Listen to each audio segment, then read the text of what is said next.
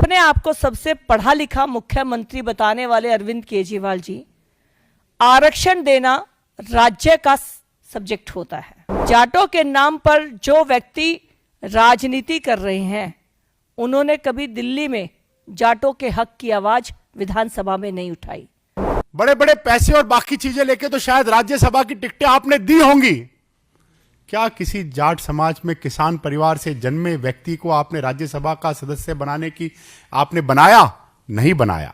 अब अचानक 5 जनवरी को आतिशी जी जब चिट्ठी लिखती हैं, तो आतिशी जी से हमारा सवाल है कि अपने आप को सबसे पढ़ा लिखा मुख्यमंत्री बताने वाले अरविंद केजरीवाल जी, आरक्षण देना राज्य का सब्जेक्ट होता है।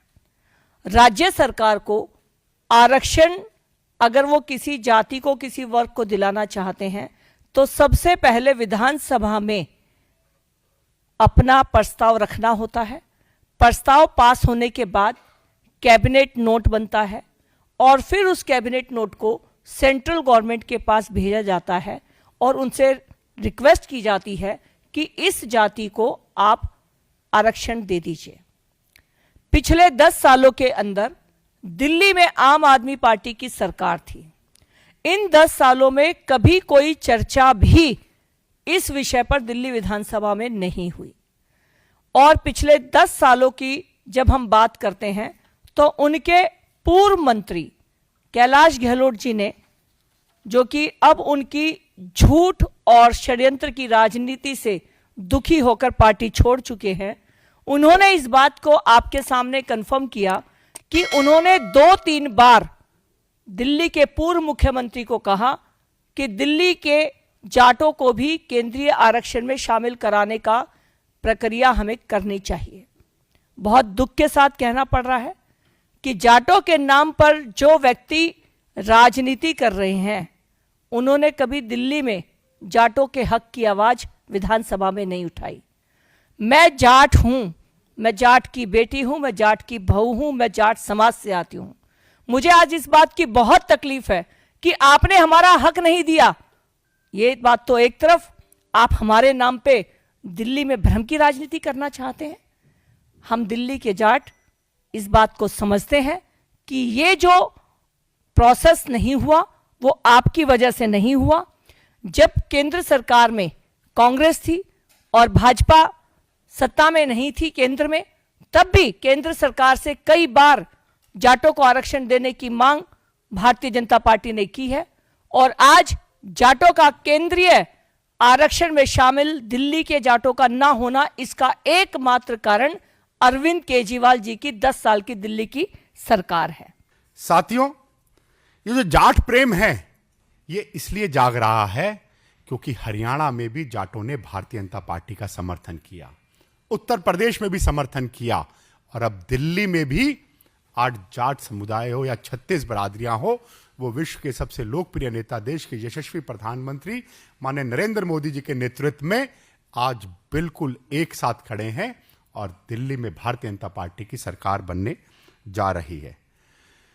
साथियों, जब भी आपने देखा होगा अरविंद केजरीवाल किसी इशू में फंसते हैं, वो शीश महल में फंसे, चाहे वो शराब घोटाले में बस फंसे, तो डिबेट को डेविएट करने के लिए वो एक नया चुनावी जुमला या शगुफा छोड़ देते हैं, जिसको दिल्ली की जनता स्वीकार नहीं करने वाली।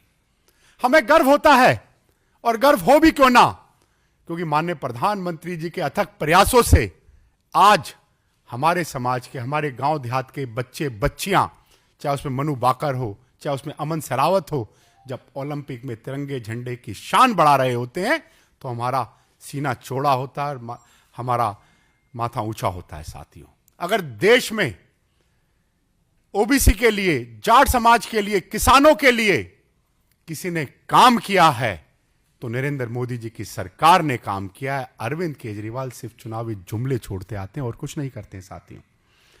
साथियों, जब भी अरविंद केजरीवाल को अपनी विफलताओं से मिलना हो, तो मीडिया का और बाकी लोगों का ध्यान किस तरह भटक जाए, वो नए नए बिंदु हमारे सामने लेके आते रहते हैं। साथियों, मैं सभी चैनलों के माध्यम से अरविंद केजरीवाल जी से पूछना चाहता हूं कि पहली बार जब एनडीएमसी के वाइस चेयरमैन जो एक जाट समाज से आते हैं, एनडीएमसी में माने प्रधानमंत्री जी के द्वारा उनको नॉमिनेट करने के लिए फाइल भेजी गई, तो अरविंद केजरीवाल की दिल्ली सरकार थी, मैं ऑथेंटिकली कह रहा हूं, उसको चैलेंज करता हूं अरविंद केजरीवाल जी को, उन्होंने उसको रोक के रखा।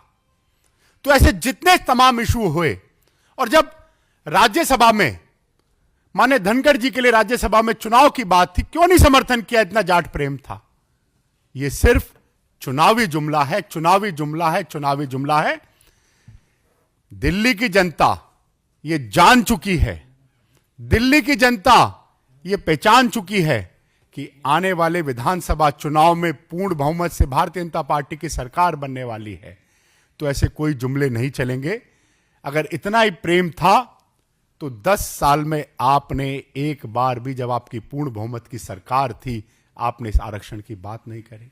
मैं एक बात और पूछता हूं अरविंद केजरीवाल जी, बड़े बड़े पैसे और बाकी चीजें लेके तो शायद राज्यसभा की टिकटें आपने दी होंगी, क्या किसी जाट समाज में किसान परिवार से जन्मे व्यक्ति को आपने राज्यसभा का सदस्य बनाने की आपने बनाया? नहीं बनाया। ये तमाम सवाल हमारे समाज के लोग, हमारे गांव देहात के लोग, 36 बिरादरियों के लोग पूछते हैं, जिनका जवाब और हिसाब देना पड़ेगा। आज आपकी स्थिति वो है कि ना नेता है, ना नीति है, ना नीयत है, और जब निर्णय लेने की बात आती है तो कोविड में शीश महल का निर्णय लेते हो, जब निर्णय लेने की बात आती है तो शराब घोटाला करते हो। तो जनता जान चुकी है, इस तरह के चुनावी जुमले आप